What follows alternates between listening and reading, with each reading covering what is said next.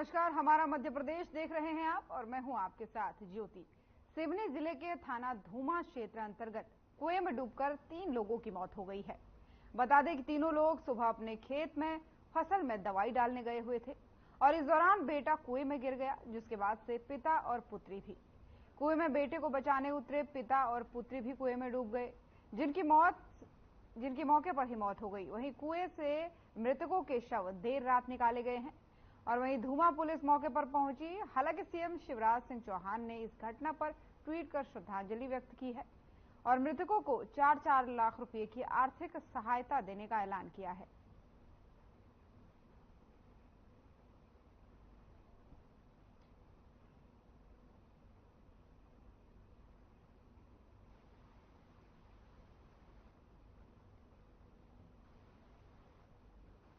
और इंदौर से इस वक्त की खबर सामने आ रही है। कलेक्टर कार्यालय पर प्रदर्शन हो रहा है।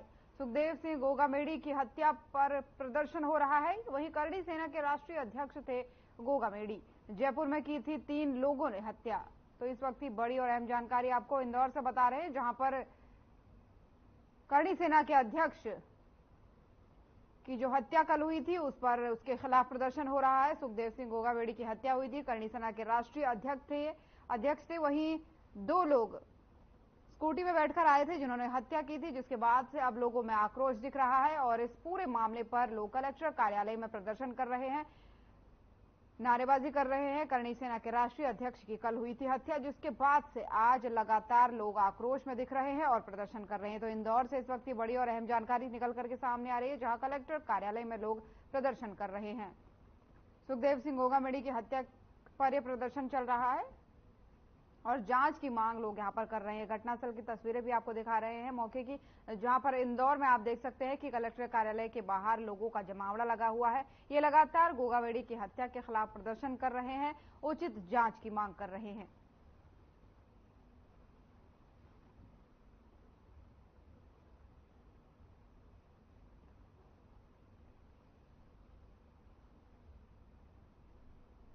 सिंगरौली जिले में आए दिन कोई न कोई दुर्घटना सुनने को मिल जाती है।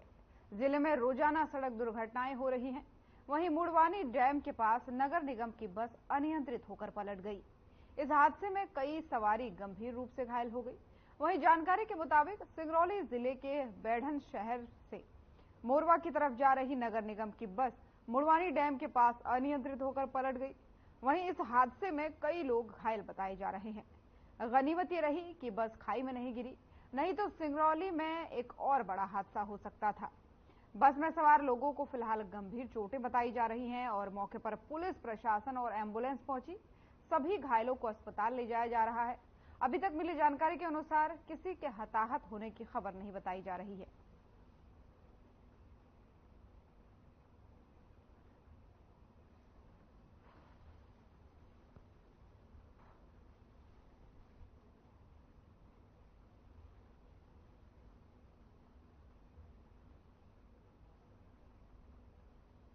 नर्मदा और अन्य नदियों को बचाने के लिए एक विशेष मुहिम चलाई गई है। रेत ठेकेदार और प्रशासन की मिलीभगत से नदियों का दोहन हो रहा है। एनजीटी कोर्ट और हाई कोर्ट के आदेशों की धज्जियां उड़ाई जा रही है। वहीं खनिज विभाग और माइनिंग कॉरपोरेशन सहित राजस्व विभाग के मिलीभगत से यह अवैध कारोबार हर अधिकारी को उनका हिस्सा पहुंचाता है। नियमों को ताक पर रखकर भारी भारी मशीनों से दोहन किया जा रहा है और राजस्व विभाग को करोड़ों का चूना लगाया जा रहा है।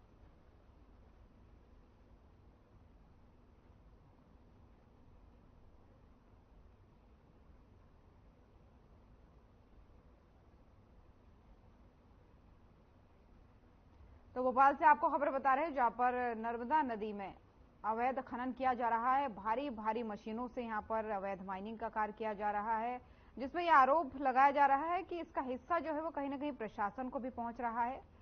लोग लगातार इसके खिलाफ प्रदर्शन कर रहे हैं। मुहिम चलाई गई है नदियों को बचाने की, लेकिन बावजूद उसके रेत ठेकेदार और प्रशासन की मिलीभगत से यहाँ पर बड़ी संख्या में एक बड़े कारोबार को अंजाम दिया जा रहा है, अवैध माइनिंग के, जिसके बाद से बीती रोज डीएम के कार्यालय में लोगों ने ज्ञापन भी सौंपा था, जिसके बाद से अब ये देखा जा रहा है कि प्रशासन की मिलीभगत भी कहीं ना कहीं पाए जाने पर यहां पर आरोप लगाया जा रहा है।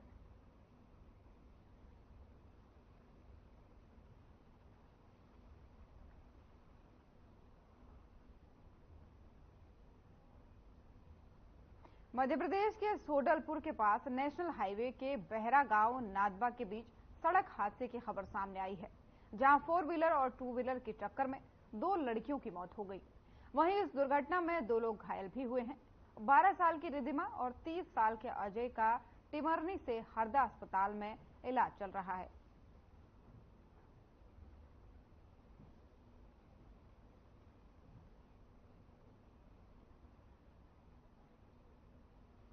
विधायक डॉक्टर सीता शरण शर्मा ने मुख्यमंत्री शिवराज सिंह चौहान को भारतीय जनता पार्टी की प्रचंड विजय होने पर इस शुभ अवसर पर भोपाल में शुभकामनाएं उनको दी हैं।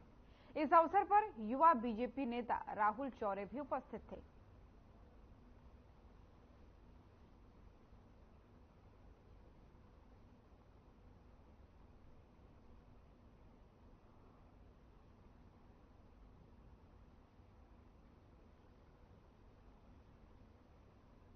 पंधाना विधानसभा से जीत के बाद बीजेपी प्रत्याशी छाया मौर्य मतदाताओं का आभार व्यक्त करने गांव-गांव भ्रमण कर रही हैं।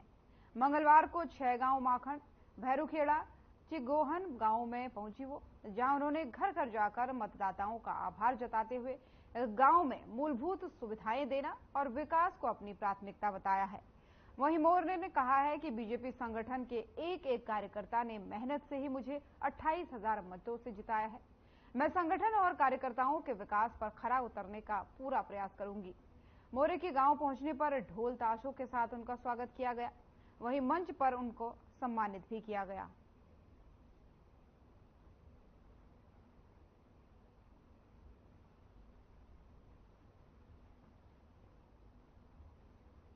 नर्मदापुरम सोहागपुर विधानसभा के विधायक विजयपाल सिंह ने मुख्यमंत्री शिवराज सिंह चौहान को बीजेपी की प्रचंड जीत होने पर शुभकामनाएं दी हैं और खुशी भी उन्होंने इस दौरान जाहिर की है।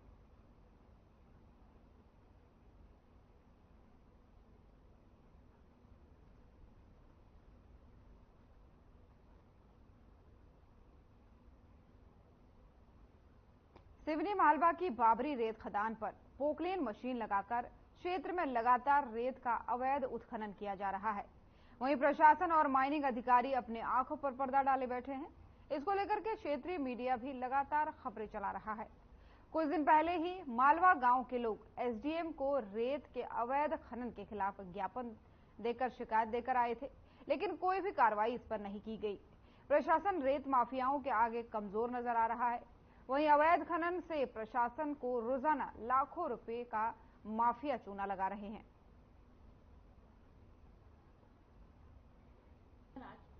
उनके क्या क्या नियम है? क्या पोकलेन उतारी जा सकती है? लोडर से काम किए जा सकते हैं? पनडुब्बी से रेत निकाली जा सकती है?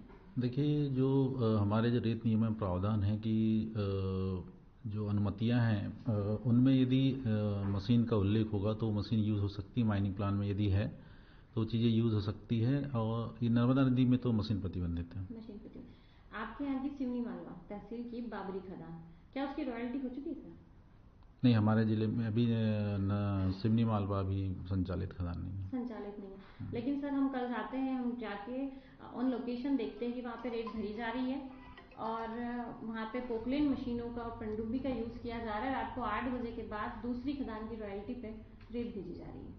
तो अवैध परिवहन वहाँ से हो रहा है, लेकिन कार्रवाई क्यों नहीं होती? देखिए, खनिज विभाग द्वारा पुलिस और राजस्व विभाग के सहयोग से नियमित कार्रवाई की जाती है। अभी चूंकि पूरा अमला चुनाव में लगा हुआ था,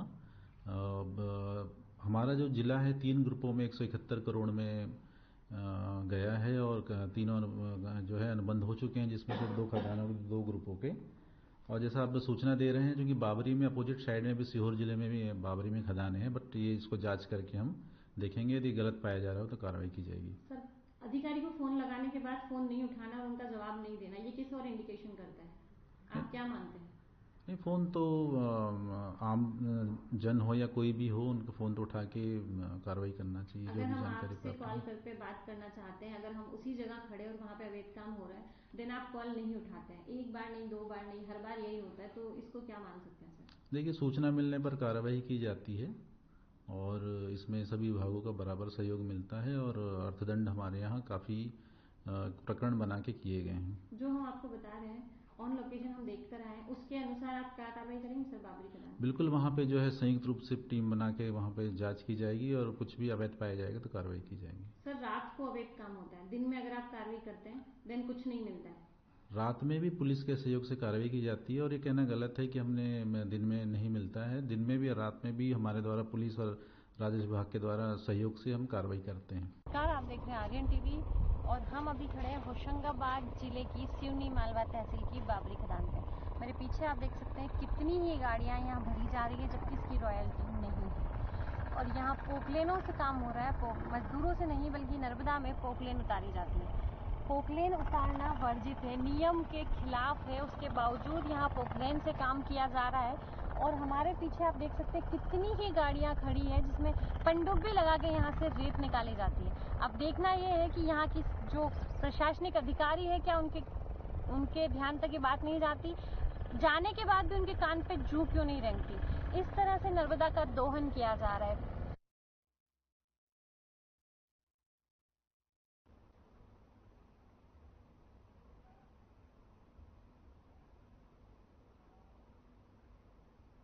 और वहीं मध्य प्रदेश में 1,07,000 मतों से जीतने वाले विधायक रमेश मेंदोला को गृह और परिवहन मंत्री की नेम प्लेट हाथ में पकड़े हुए एक फोटो उनका सोशल मीडिया पर जमकर वायरल हो रहा है, जिसे लेकर के विधायक मेंदोला ने आपत्ति दर्ज कराई है और पुलिस कमिश्नर को शिकायत कर कार्रवाई करने की मांग की है।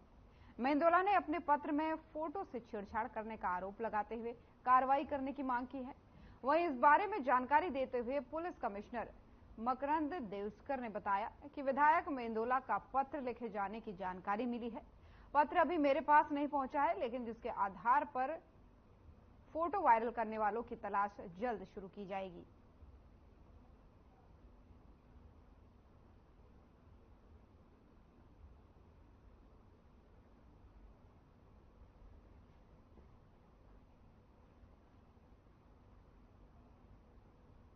राष्ट्रीय राजपूत करणी सेना के राष्ट्रीय अध्यक्ष सुखदेव सिंह गोगामेडी की जयपुर में गोली मारकर हत्या कर दी गई। दिन दहाड़े स्कूटी सवार बदमाशों ने गोगामेडी पर गोलियां चलाई, जिसके बाद से बदमाश मौके से फरार निकले। गोगामेडी को इलाज के लिए मेट्रो मॉस हॉस्पिटल भी ले जाया गया, जहां डॉक्टरों ने उसे मृत घोषित कर दिया। पुलिस के अनुसार श्यामनगर जनपद पर सुखदेव सिंह गोगामेडी घर के बाहर खड़े थे और इसी दौरान स्कूटी पर 2 बदमाश आए। बदमाशों ने गोगामेडी पर 2 राउंड फायर किए और फरार हो गए।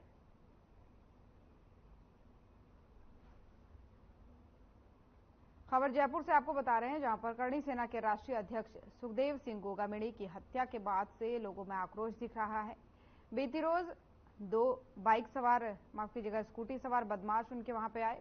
वो अपने घर के बाहर खड़े थे, तभी 2 राउंड फायरिंग उन पर की, जिसके बाद से मौके पर ही उनकी मौत हो गई। साथ ही एक और व्यक्ति की मौत हुई, लेकिन उसके बाद से बदमाश फरार बताए जा रहे हैं। फिलहाल पुलिस मामले की छानबीन में जुटी है, लेकिन अभी तक का ताजा अपडेट यह है, लोगों में काफी आक्रोश दिख रहा है। और वीडियो आप देख सकते हैं, ये उनकी मौत के दौरान का है, जहां पर 2 स्कूटी सवार बदमाश आए और अचानक से उन पर फायरिंग की, जिसके बाद से उनकी मौके पर ही मौत हो गई।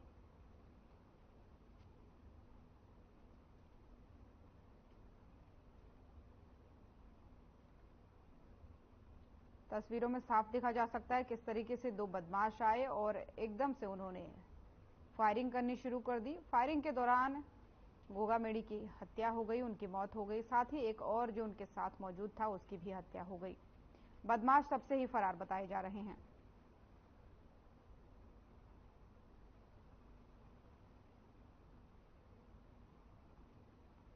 विधानसभा चुनाव के बाद से मध्य प्रदेश एक बार फिर भगवामय हो गया है।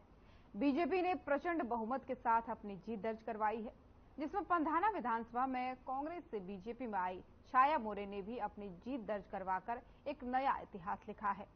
छाया मोरे का छैगांव माखन नगर में विजयश्री होने के बाद से प्रथम आगमन पर बीजेपी के छैगांव माखन मंडल और चिचगोहन मंडल के बीजेपी कार्यकर्ताओं ने जोरदार स्वागत किया। कार्यकर्ताओं ने ढोल धमाके के साथ शानदार आतिशबाजियां की। वहीं इस अवसर पर जिला पंचायत के पूर्व अध्यक्ष राजपाल सिंह तोमर, जितेंद्र कमल पंचोर सहित अनेक कार्यकर्ता भी उपस्थित रहे। इस अवसर पर पड़ावा चौक पर एक सभा भी आयोजित की गई।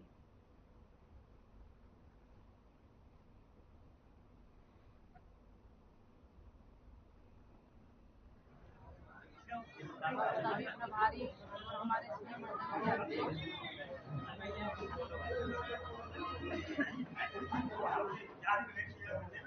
हमारे भारतीय जनता पार्टी के हमारे सभी नाबाद कार्यकर्ता, हमारे पुलिस अफसर, राज्य हमारे जिले के अध्यक्ष, हमारे थाना के प्रभारी जी, आदरणीय हमारे सहयोगी और हमारे जनसंपर्क के प्रभारी जी, सभी के मंडल के अध्यक्ष, साथ में युवा मोर्चा, सभी मोर्चा, किसान मोर्चा, सभी मोर्चा जिले के हमारे जो कमेटी है, सभी ने बढ़ चढ़ के बहुत काम किया और आज देश की तरफ प्रचंड बहुमत मिला है। और हमारे थाना विधानसभा के परिवार के मतदाताओं ने जो आवाज सम्मान किया है, प्रचंड बहुमत दिया है, बहुत अच्छा लगा। नर्मदापुरम के कलेक्ट्रेट कार्यालय में जन सुनवाई कार्यक्रम आयोजित किया गया, जिसमें कलेक्टर नीरज कुमार सिंह और जिला पंचायत सीईओ एसएस रावत ने अधिकारियों के साथ समस्याओं पर गंभीरता से सुनवाई कर उनका निराकरण किया। बता दें कि जन सुनवाई में आए 15 आवेदनों पर सुनवाई की गई। उन्होंने संबंधित विभागों के अधिकारियों को प्राप्त आवेदनों का शीघ्र निराकरण करने के निर्देश दिए। साथ ही पिछले जन सुनवाई में आए आवेदनों के निराकरण की स्थिति का भी उन्होंने जायजा लिया, जानकारी ली। वहीं जन सुनवाई में नर्मदापुरम निवासी शैल शर्मा ने उनकी आवासीय भूखंड को व्यवसायिक भूमि में परिवर्तन किए जाने के संबंध में आवेदन दिया। इसी प्रकार कविता मेहरा ने आर्थिक सहायता उपलब्ध कराने के संबंध में आवेदन दिया। वहीं इस दौरान जन सुनवाई में संयुक्त कलेक्टर अनिल जैन, सीएमओ नवनीत पांडे सहित अन्य सभी विभागों के अधिकारी उपस्थित रहे।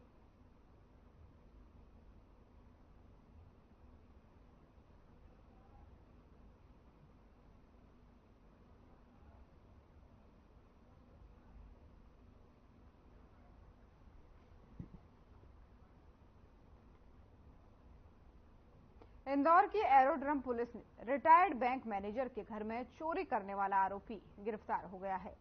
पुलिस ने लाखों के सोने चांदी के जो ज्वेलरी थी उसके साथ आरोपी को गिरफ्तार कर लिया है। बता दें कि रिटायर्ड बैंक मैनेजर के मकान की खिड़की को तोड़कर अज्ञात आरोपी ने घर में रखे सोने चांदी के जेवरात पर हाथ साफ कर लिया, जिसकी कीमत कुल 14 लाख रुपए बताई जा रही है। वहीं फरियादी विष्णुकांत ओझा द्वारा पूरे मामले की सूचना एरोड्रम पुलिस को दे दी गई थी, जिसको लेकर के पुलिस ने एक टीम गठित कर सीसीटीवी फुटेज खंगाले और आरोपियों को गिरफ्तार किया और अन्य चोरी के मामले में पूछताछ भी शुरू कर दी है। बैंक में रिटायर्ड बैंक मैनेजर है विष्णुकांत ओझा, इनके घर में इनकी जो बहू थी उनको अपनी भतीजी की शादी में जाना था जयपुर, तो उसके चलते ये मतलब इन्होंने कुछ ज्वेलरी वगैरह अपने घर में लाके बैंक के लॉकर से रखी थी। ये करीब 22 तोला के आसपास ज्वेलरी होगी। तो उसमें ये जो जैसा कि इन्होंने फरियादी ने बताया, उसके बाद में उसी दिन उनके घर में ये चोरी हुई और चोरी में उनके जो आरोपी है उसने इनके घर से सोने चांदी के जेवरात और कुछ कैश जो है वो चोरी किया। नरसिंहगढ़ में एक मासूम बच्ची बोरवेल में गिर गई, जिसके बाद से प्रशासन को सूचना दी गई। वहीं मौके पर पहुंचकर रेस्क्यू टीम ने कड़ी मेहनत कर माही को सकुशल बाहर निकाला। दरअसल 4 Poclain machine, 5 JCB machine, NDRF की टीम, एसडीआरएफ की टीम और स्थानीय प्रशासन मिलकर सभी लोगों ने रेस्क्यू किया, जिसके बाद से बच्ची को निकाला जा सका।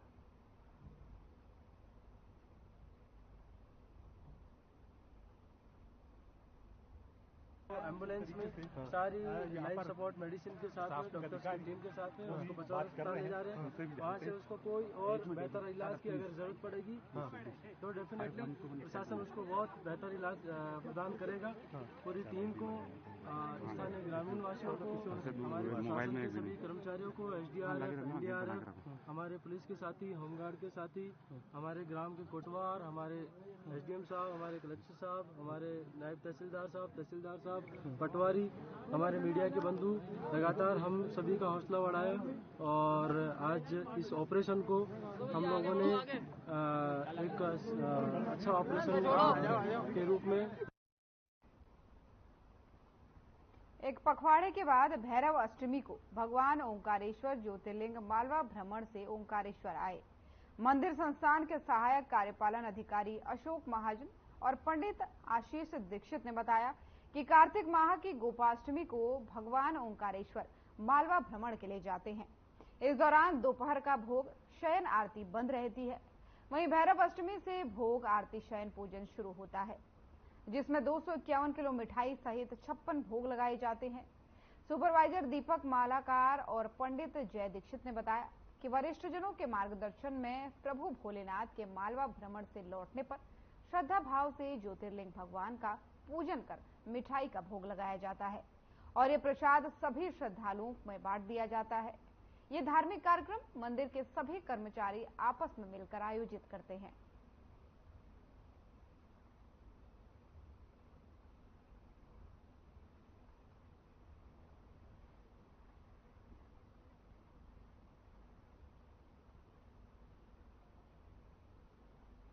और वहीं इंदौर में एक दिव्यांग महिला अपने पति के साथ मदद की उम्मीद लिए कलेक्टर जनसुनवाई में पहुंची, जहां महिला आर्थिक तंगी से ग्रस्त चल रही थी, जिसे स्वयं के घरेलू व्यवसाय के लिए स्कूटी की जरूरत महसूस हो रही थी।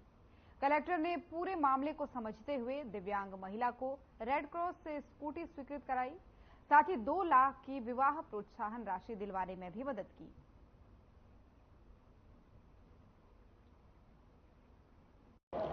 सर, मेरी शादी तो बहुत कठिन दौर से हुई है, बहुत ज़्यादा। मतलब ये कहूँ कि भगवान से चुरा के लाई हूँ इनको किस्मत से।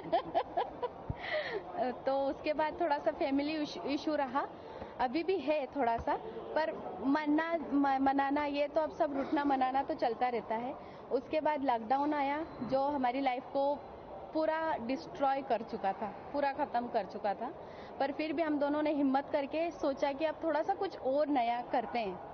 कुछ और नए में फिर हमने कोचिंग क्लासेस स्टार्ट करी और कोचिंग क्लासेस पुरानी है जो कर रही हूँ मैं, होम घर जाके भी पढ़ाती हूँ, घर पे भी बच्चे आते हैं और टिफिन सेंटर मैंने अभी स्टार्ट किया है।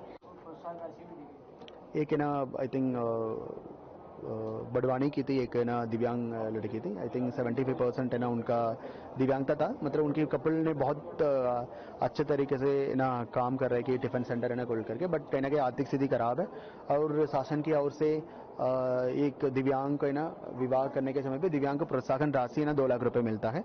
सबने बड़वानी डिस्ट्रिक्ट एडमिनिस्ट्रेशन से भी, डिस्ट्रिक्ट कलेक्टर से भी मैंने बात किया है। 2019 में उन्होंने एप्लीकेशन दिया है, कहीं ना कहीं ना उसका प्रोसेस नहीं हुआ, वो उसका बात करके कलेक्टर ने भी आश्वासन दिया है कि उसको तत्काल 2 लाख रुपीज़ का ना राशि दिया जाएगा। आज हम लोगों ने उनकी ना इजी मूवमेंट के लिए हम लोगों ने एक रेट्रोफिटिंग है ना स्कूटी भी है ना सैंक्शन। हमारा मध्य प्रदेश देख रहे थे आप। मध्य प्रदेश की खबरों में फिलहाल इतना ही। नमस्कार।